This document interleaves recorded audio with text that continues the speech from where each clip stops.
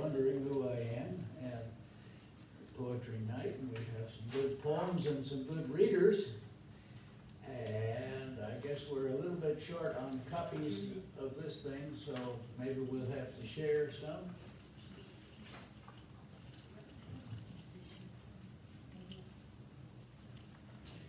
And the first poem is going to be read by Paul Lehman, and it's called Damon and Pythias. I think that was one of the Gilbert and Sullivan's operettas, wasn't it? Not exactly. Not exactly, okay. Oh, it was P.G. Wodehouse. He wrote the operetta, yeah, okay. So, Paul, come on. Thank you, Dan. P.G. Wodehouse was an extraordinarily prolific writer of many genres. I've always enjoyed his poetry. This particular poem is subtitled A Romance. It was first published in Punch, the humor magazine, in 1903. Since earth was first created, since time began to fly, no friends were e'er so mated, so firm as Jones and I. Since primal man was fashioned to people ice and stones, no pair, I ween, had ever been such chums as I and Jones. In fair and foulest weather, beginning when but boys, we faced our woes together, we shared each other's joys. Together, sad or merry, we acted hand in glove, until 'twas careless very, I chanced to fall in love. The lady's points to touch on, her name was Julia White, her lineage high, her scutcheon untarnished, manners bright, complexion soft and creamy, her hair of golden hue, her eyes in aspect dreamy, in color grayish blue. For her I sighed, I panted, I saw her in my dreams, I vowed, protested, ranted, I sent her chocolate creams. Until methought one morning, I seemed to hear a voice, a still small voice of warning. Does Jones approve your choice? To Jones of my affection I spoke that very night. If he had no objection, I said I'd wed Miss White. I asked him for his blessing, but turning rather blue, he said, it's most distressing, but I adore her too. Then Jones, I answered, sobbing, my wooing's at an end. I couldn't think of robbing my best, my only friend. The notion makes me furious. I'd much prefer to die. Perhaps you'll think it curious, said Jones, but so should I. Nor he nor I would falter in our resolve one jot. I bade him seek the altar, he vowed that he would not. She's yours, old fellow, make her as happy as you can. Not so, said I, you take her, you are the lucky man. At length, the situation had lasted now a year. I had an inspiration which seemed to make things clear. Supposing, I suggested, we ask Miss White to choose. I should be interested to hear her private views. Perhaps she has a preference. I own it sounds absurd, but I submit with deference that she might well be heard. In clear commercial diction, the case in point we'll state, disclose the cause of friction, and leave the rest to fate. We did, and on the morrow the postman brought us news. Miss White expressed her sorrow at having to refuse. Of all her many reasons, this seemed to be the pith. 6 months before, or rather more, she'd married Mr. Smith.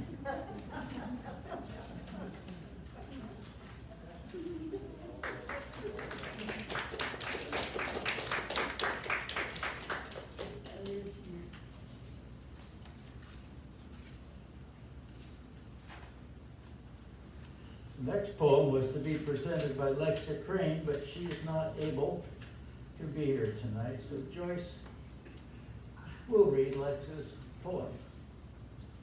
I've only read it several times to myself, so I hope that I do it justice. There's no title to her poem, and she wrote this one. I'll never regret walking, me, myself, and I, talking, commentating to me, myself, and I. What differences appear with each step forward, or turning a corner, so much to see, so much to remember. I say to myself, I say to me, myself, and I, remember, we were here yesterday. There's the hole in the tree who's watching me approach. A bird, maybe, or an owl, or a squirrel, in fury at my interruption. I say to me, myself, and I, be considerate. No quick movements, no tiptoe around. Look. The tree branches are a highway for a squirrel. I wonder to me, myself, and I, if there is a toll booth, what might the toll be? Who can tell me? Then behold, at my feet are a pile of tree nuts. Squirrel tolls. Now we know, me, myself, and I.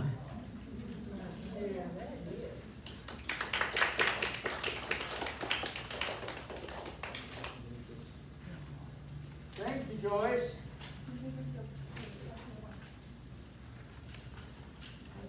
Let me pass these out now, we've got, We have some more? got a lot. Okay. How about you? Oh, I'm sorry.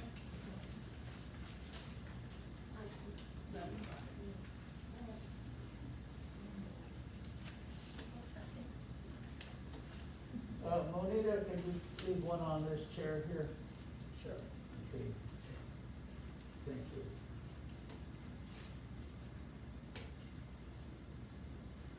The next poem is by Elizabeth Schultz, a very long-term friend of mine. I think we met when she's my age, and I think we probably got to know each other when we were 10. So that's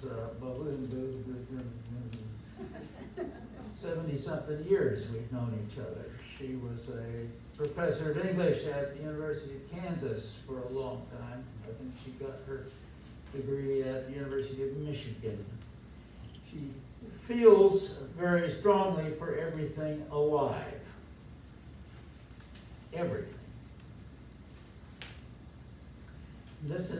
And the book that this is from is called Mrs. Noah Takes the Helm. And Ms. Schultz, the author, is a sailor. And she is very familiar with taking the helm herself. So this is a book about what happened on the Ark. And Mrs. Noah was there with Mr. Noah. Yes. Mrs. Noah has a word with Mr. Noah. He was waiting for a word. He'd know it when he heard it. He remembered the voice. It would come from on high. Amidst the ark's cacophony, he did not need my questions and kept his silence. The rest of us listened to our snores merge, our groans congruent with the old ark, rolling and maneuvering. We barked and snorted and whimpered together while he kept his silence. We were all bored, irritated, hungry, horny, snappish, desperate, depressed, and yowling with terror. The weight of generations on our backs was oppressive, but he kept his silence. If the doe died, the buck would shrink into a shadow, and fawn would vanish from our vocabulary. If the cock died, the hen's eggs would be sterile stones. Still he would be silent. When the quagga's tongue turned lavender, I sought his confidence, whispering in his ear, "Is this the end?" When the long-legged moa grinned and trotted over the edge, I threatened withholding. He replied, 3 sons will do. He kept his silence as we went on drifting over the unmarked sea. So I guess he could do without her too, because the sons were enough. What is a quagga? Anybody know? I don't.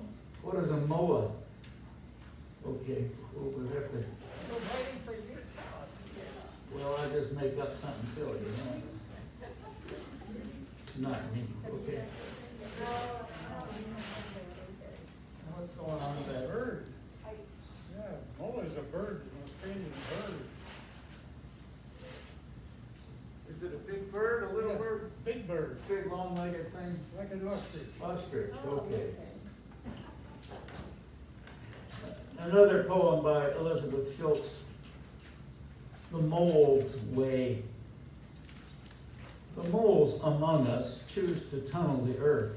Theirs is not the course of birds and butterflies to follow the curves of light through terrains of air. Committed to the dark, they feel their way beneath the surface of things and have gone deaf and blind in the attempt. They are at home with roots. With no tendency skyward, these subterranean divers, original spelunkers, find sustainable life in the cracks.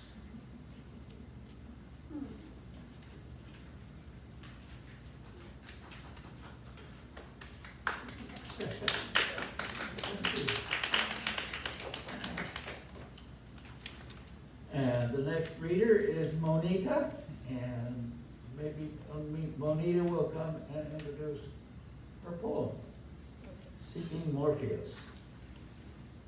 Morpheus is something you get injected into you, isn't it? All right. Make you feel good. Makes you feel good. Okay, listen, I'm sorry about the, not having the books for everybody, but you won't know what you just don't want to hear all I went through today. Couldn't believe it. Anyway, this is Seeking Morpheus. God of what? What was the God of? Sleep. Why do I stay awake at night? I try to bore myself to sleep by counting the squares of numbers, 1, 4, 9, 16, 25, or reciting the names of the states in alphabetical order or reverse. But stealthily creeps in the plans for tomorrow and mustn't forget, or more uncomfortably, the things I've done or maybe not done, perhaps not done, which I wish I could change. I meditate, I recite poetry, I pray.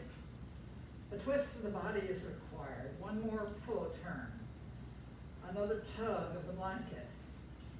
Back to why did I do that? What was wrong? You've had it, you've been there? Oh, yeah.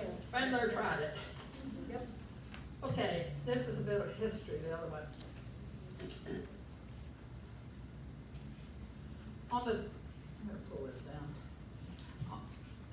On the Tedong, we saw it from a distance, a tiny speck on the river, a display for curious patriots, a place where pride replaces the inferior attempts at dignity. This vessel undulates on the wavelets of the Tedong River, which slithers from the spiky mountains to Pyongyang and out to the menacing sea. Menacing ocean, sorry. The ship is named Pueblo and housed intelligence gleaners. The tourists see and imagine how the hunters bag their quarry. In Kogurio, ancient label for an area there, brave hunters would slay large tigers, and the ocean would never threaten their secrets.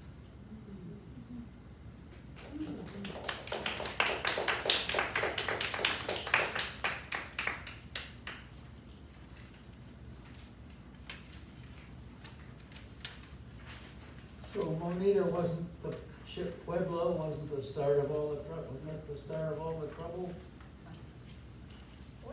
But, It's a part of the trouble. yeah, It already started. it already started, okay. Molly Dean is up next to read to us about the reddish egret.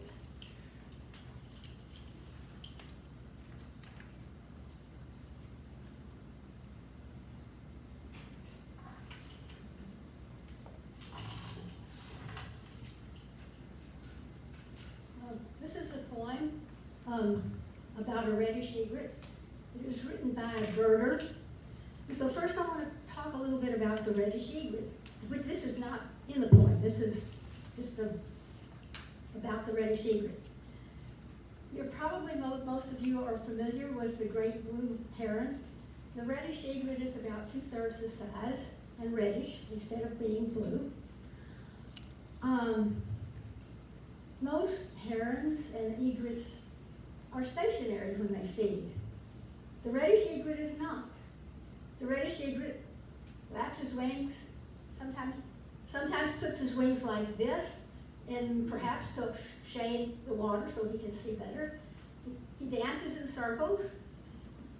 And he keeps going. As a friend said, he looks like he's going to fall over. It's really quite awkward when he never falls over, of course.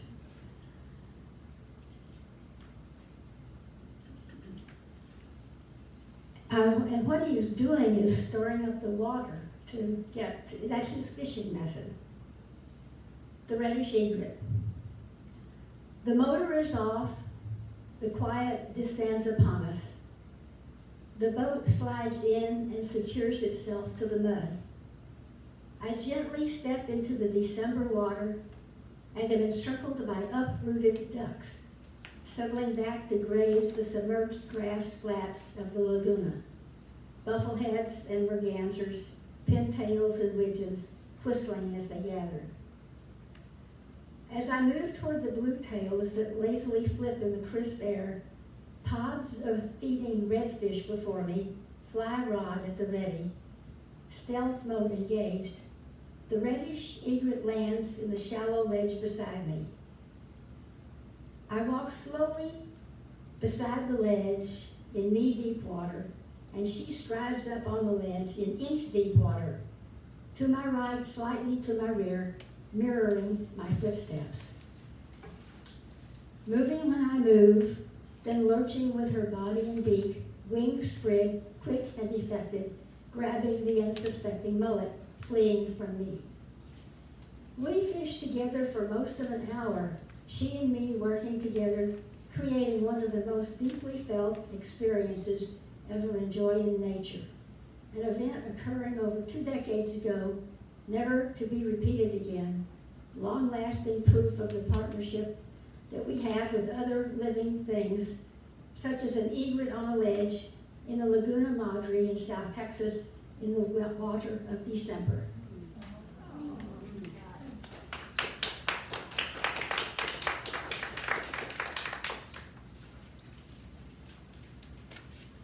Thank you, Molly.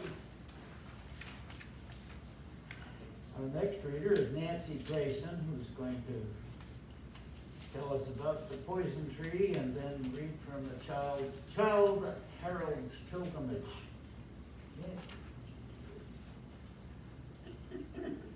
Last time we had poetry night, the theme was friendship. I missed the deadline, so here are a couple of poems about friendship. They're rather unusual poems about friendship, though.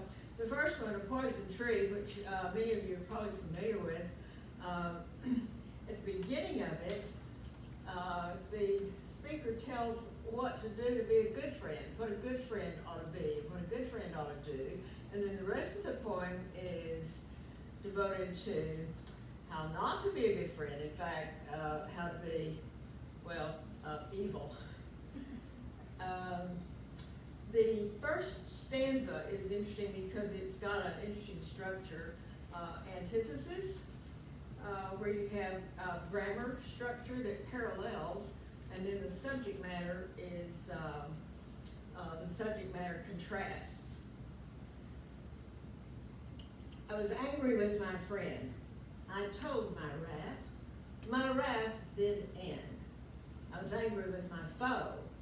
I told it not. My wrath did grow. And I watered it in fears, night and morning with my tears. And I sunnied it with smiles and soft deceitful wiles. And it grew both day and night, till it bore an apple bright. And my foe beheld it shine, and he knew that it was mine. And into my garden stole, when the night had veiled the pole. In the morning, glad I see, my foe outstretched beneath the tree. I used to give poetry to students. This poem marks a big shift in the way that I taught poetry, or taught students to analyze poetry. I would give them a poem and I wouldn't tell them who wrote it, wouldn't tell them when it was written or anything, just the title and the poem, and then expect them to analyze it. Well, one time I had a very smart sophomore class at UT. There were about 45 students in the class. So I gave them this poem to analyze, and fully 2/3 of them said, this is a good poem to tell you about how to get back at somebody. I was horrified, I was appalled, and then I realized, well, they didn't have any context to this. They didn't know that Blake was Christian, that Blake would see the speaker as a worse person at the end of the poem than he was at the beginning of the poem. So I learned a great lesson there, and thereafter gave the students context before I asked them to try to analyze the poem. Lord Byron, as you know, was a major satirist and was well known as hostile to society, almost as hostile to society as society was to him. That is, the nobility was to him. He eventually, of course, became such a great celebrated poet, even at the time that he was living. Some people said that he was a very friendly person. He did have good, close friends. Anyway, this is a celebration of his relationship to nature and how he feels that nature is really the entity that he feels the most comfortable with and that he feels friendship with. Where rose the mountains, there to him were friends. Where rolled the ocean, thereon was his home. Where a blue sky and glowing clime extends, he had the passion and the power to roam. The desert, forest, cavern, breakers foam were unto him companionship. They spake a mutual language, clearer than the tone of his land's tongue, which he would oft forsake for nature's pages glassed by sunbeams on the lake. That's one of my favorite stanzas of all of Byron's poetry. I have left where is it? I thought I left a yellow pad over there. If you haven't given me your email address, if I don't have your email address, be sure to write your email address. Oh, Monita has it. No, this is one I brought. Oh, that's one you brought. Okay, well. Either one, Monita's got put it. it together.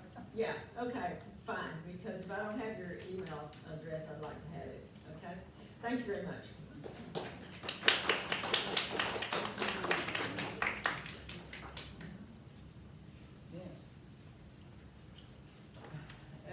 Next, we have Ruth Lehman. Ruth, and you have some comment on one page and the poem on the other. Okay. I wanted to tell you how I discovered this poet. When the last 13 servicemen and women were killed in Afghanistan, a video clip on the Ari Melber newscast showed General Frank McKenzie, who's the commander of the U.S. CENTCOM, addressing the grieving families. He said, "My heart is broken over the losses we sustained 3 days ago. As the poem by Lawrence Binion goes, we will remember them." And I was moved to track down the reference. Okay, for the fallen, is a poem written by British poet Lawrence Binyon. It was first published in the London Times in September 1914. Binyon, who was born in 1869 and died in 1943, was described as having a sober response to the outbreak of World War I, in contrast to the euphoria that many others felt.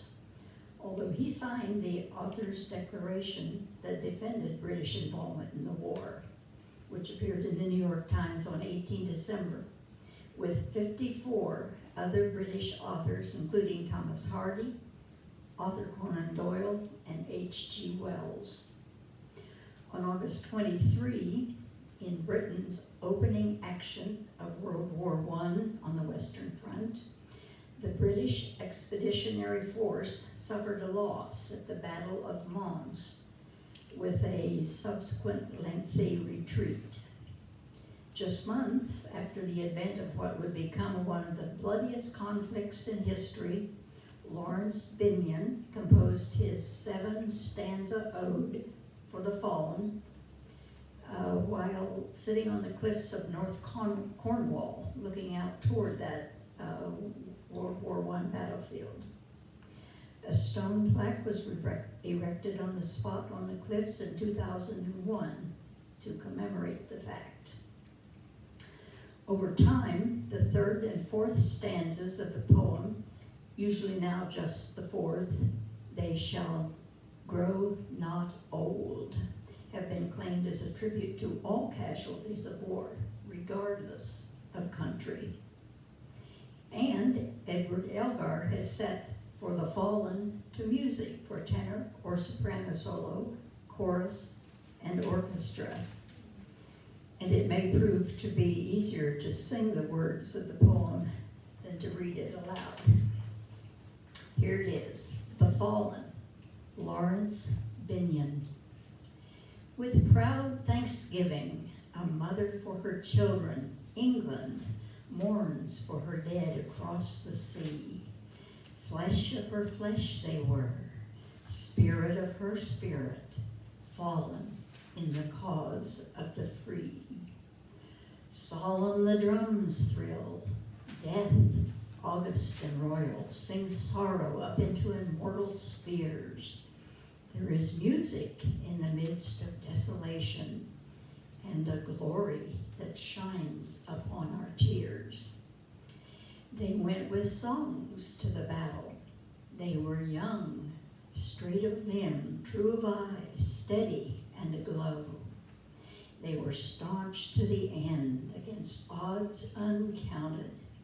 They fell with their faces to the foe. They shall grow not old, as we that are left grow old. Age shall not weary them, nor the years condemn. At the going down of the sun, and in the morning, we will remember them. They mingle not with their laughing comrades again. They sit no more at familiar tables of home. They have no lot in our labor of the daytime. They sleep beyond England's foam.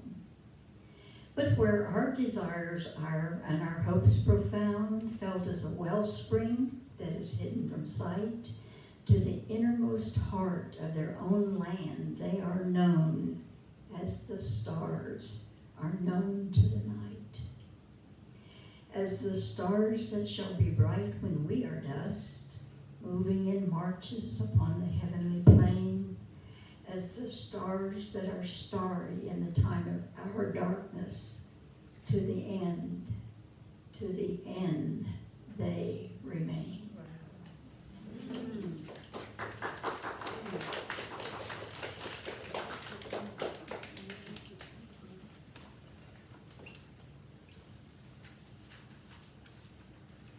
Thank you, Ruth.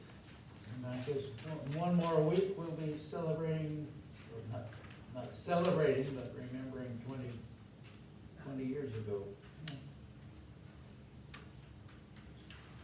Let's see here. Judy Skaggs is going to read it to us next. Go Down Deaf. Hi, Judy.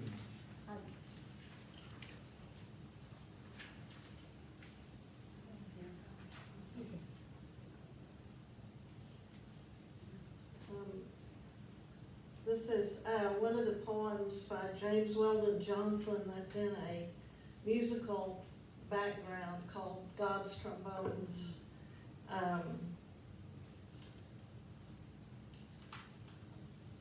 I guess that's all I'll say about it. Weep not, she is not dead. She's resting in the bosom of Jesus.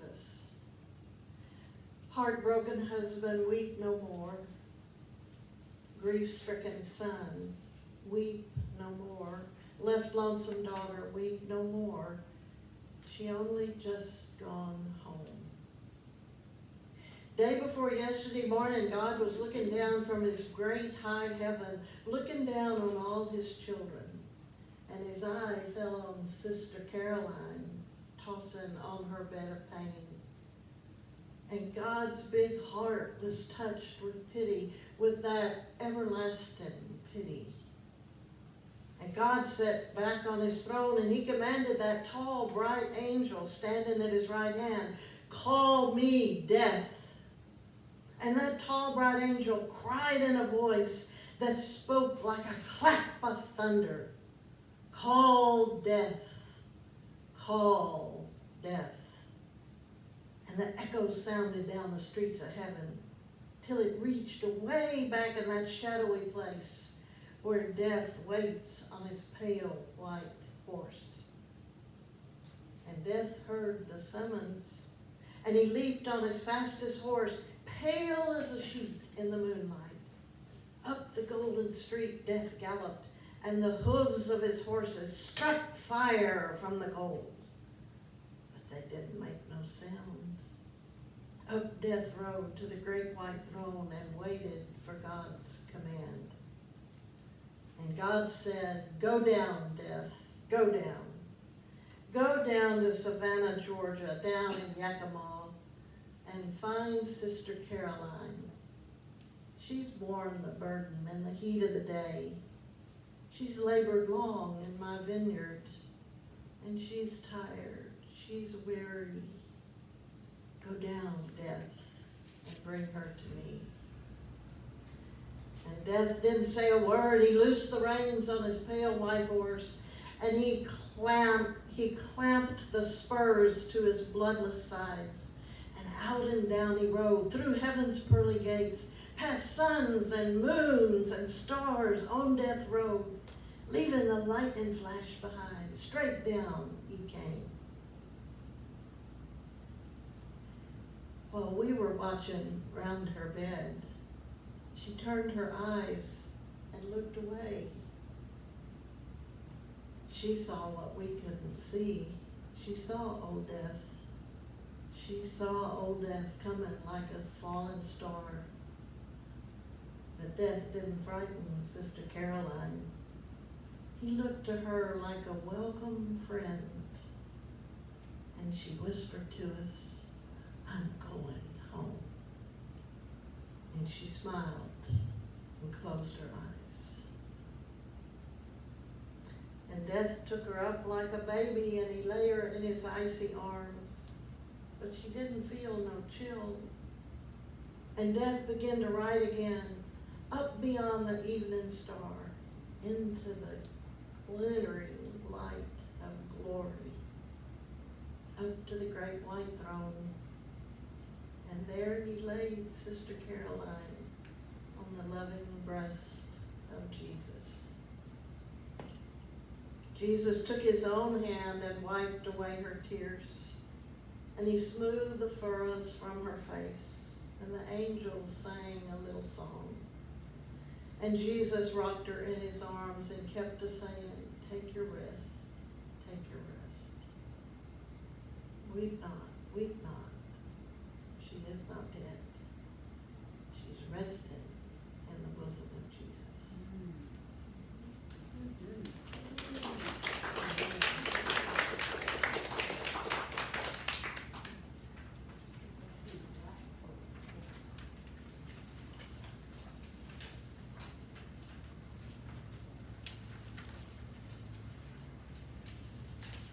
Thank you so much. The next reader is Ann Chris. Ann, hi. Hi. Hi. Watch out for the cord there. There you go. Okay.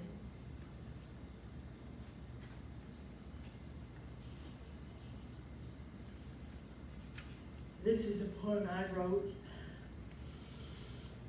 The essence of heroism is self-trust. Ralph Waldo Emerson, American poet and essayist. Courage on display. Two stories. A free-form rock climber and an inmate. Alex clung to Yosemite Rock to the top without ropes. When one slip would prove him dead. Joe escaped through a sewerage tunnel beneath the prison and made it. Neither would endure the monotony of honesty day to day, as in a marriage or mopping a floor. Both needed danger and difficulty to engage them, proving self by a high wire act. Each offered little tolerance for the ordinary of every day. Who is to say where courage is greater or plainer?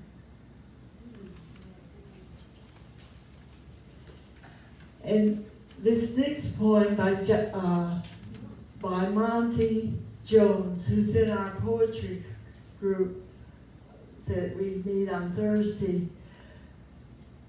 I'm a big fan of Monty's. John Huston was a movie director and an actor, I think. He was affiliated with films. This is John Huston and the Elephant. She liked it so much, having him rub her stomach just behind her right foreleg, that when he tried to stop and walk away, she reached for him and pulled him back, her trunk curled around his shoulders. He realized she could have squeezed the life out of him, seeking the feel of his hand against her, as if the center of her own life lay not in her head or heart, but in the ache of her skin, its undeniable need to be touched. He liked the idea of it so much that when he took the part of Noah, he worked it into his busy script, having to delay the end of the world long enough for the old girl to feel again that flood of pleasure.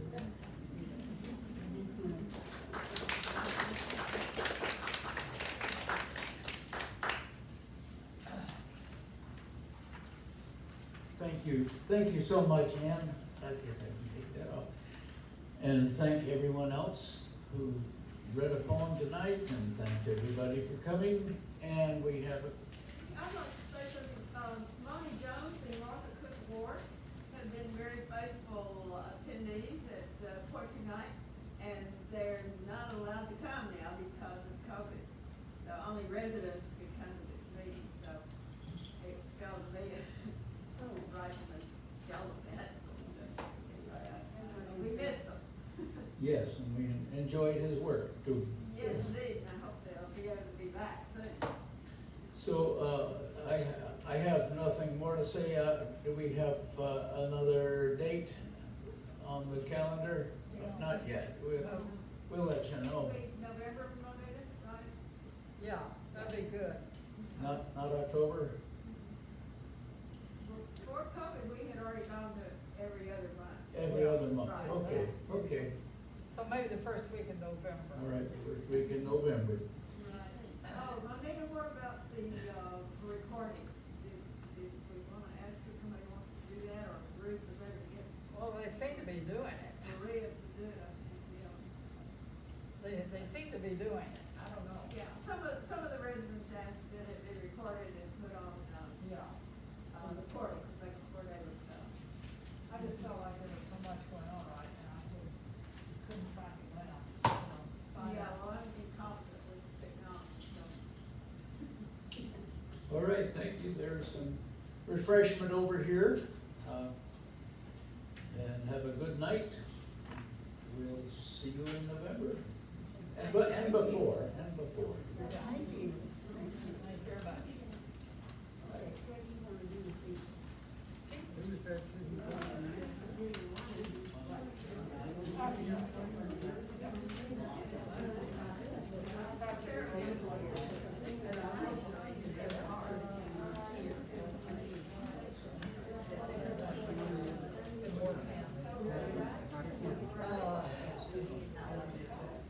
Turns out everybody got a copy. Well, there were 30 on the front page, and then, I made about, I wanted to make 30. Then I so I made about.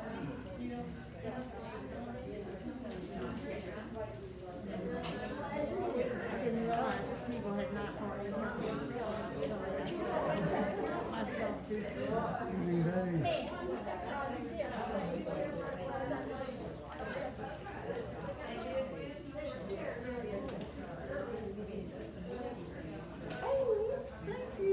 Congratulations. That's what you want. Yeah.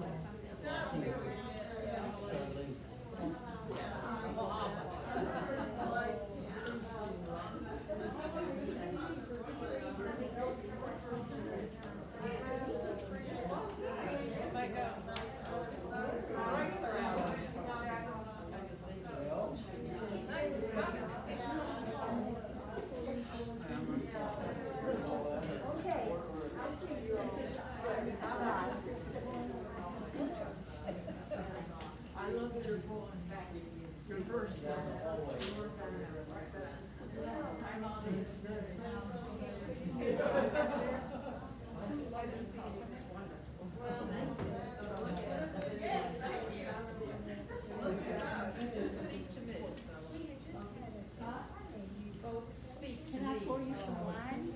Oh, no, thank you. I'm not allowed. You're not allowed.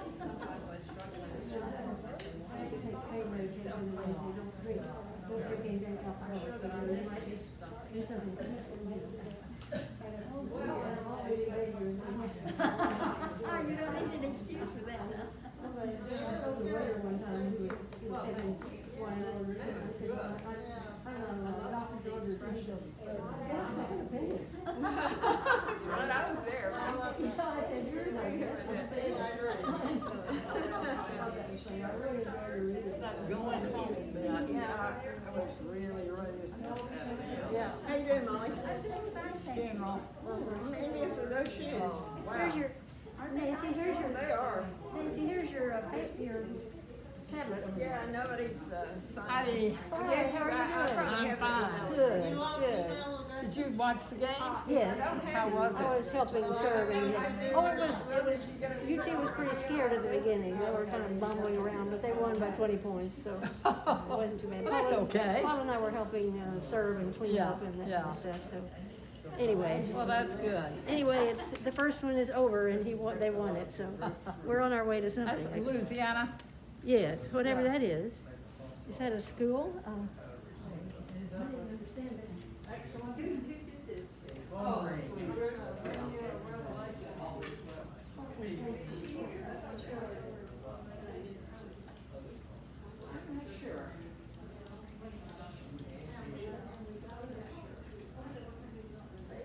So,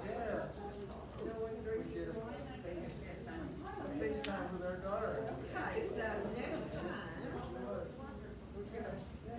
they asked me how many would be here. Are you gonna have some wine, Monita? I should have done some explanation about this, because I actually saw the Pueblo, we were in North Korea. You want red wine? Huh? You want red? I like white. Can you do You want some wine? Would you like red or white? How's that? That looks good. Thank you very much.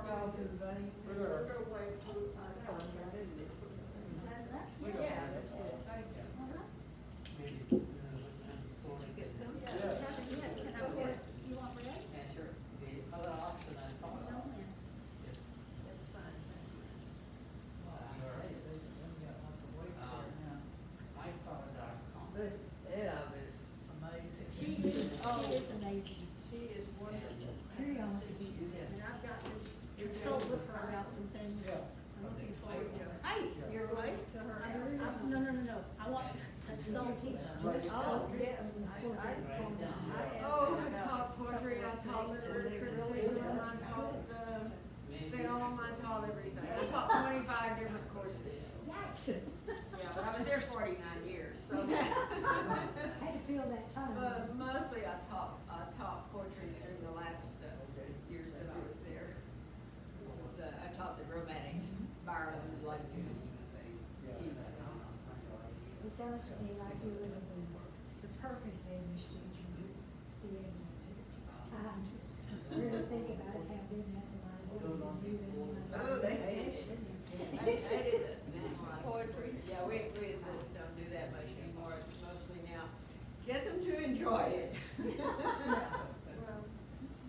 Well, there is something to be said for that. There certainly is, yes, it was a good And thing. this group is very, to me, it's very enticing because. 6 or 7 years worth. I'm coming from a youth group. Yeah. Child, so you can imagine what I did. I had always wanted to play a part. I don't know exactly what it was. I lived in the East Coast City. I lived in Adelaide for the concerts. We're teachers. Now I have a job. And then we decided, oh, here's the 13th, Jeff, that's a coach and all that. So here was the piano, here's the harp. Yeah, I knew that. But I looked at what this is, and they had 2 real harps, practice real, and I would look at this person. And then I'd go to piano practice. But because I had that to introduce me to, those really But then, now when I can't play the harp, because his thumb is losing its feeling, and I can't put the hearing aid in right. I said, my gosh, age affects you more than you realize. So you did learn to play the harp then? I did. Oh, great. And I got to be with the harp ensemble. Oh, well, nice. Traveling. Wow.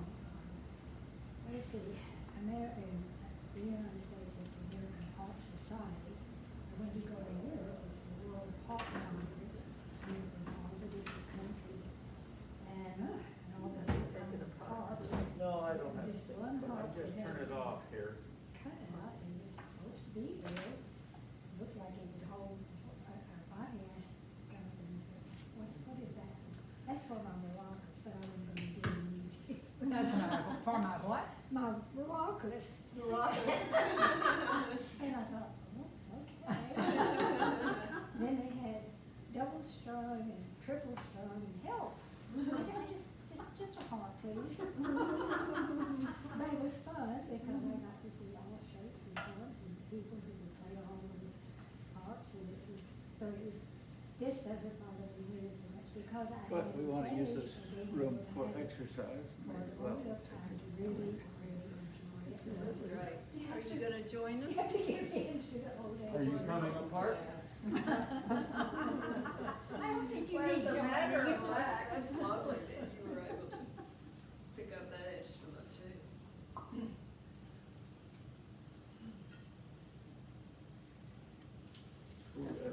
That's enough.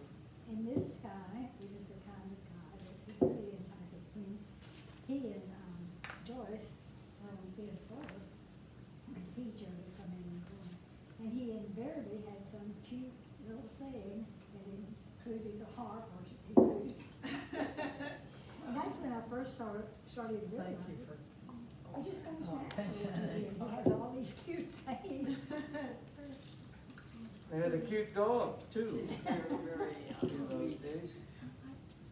I didn't know what was, I haven't seen her in such a while now. She lives on her, you mean Lexa? Uh-huh. Yeah. She lives on her floor, not very much, and it's not hard to see her much. And But usually you when I did see have her, a she's few. far down the. Do you put those in Yeah, the, very or slowly. what do you do? I don't know, what I run into her every once in a while. Just curious. Yeah, I'm not sure, that might be a good idea. It's an interesting. Leave a And copy she in the even library. left us a note outside our door. Has anyone heard about anything about Dory?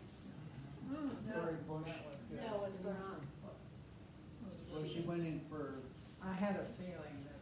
she had some sort of a problem with her digestive system, and she was supposed to then get a pacemaker Oh, really? installed, and I Oh, just wondered. Yeah, I think that was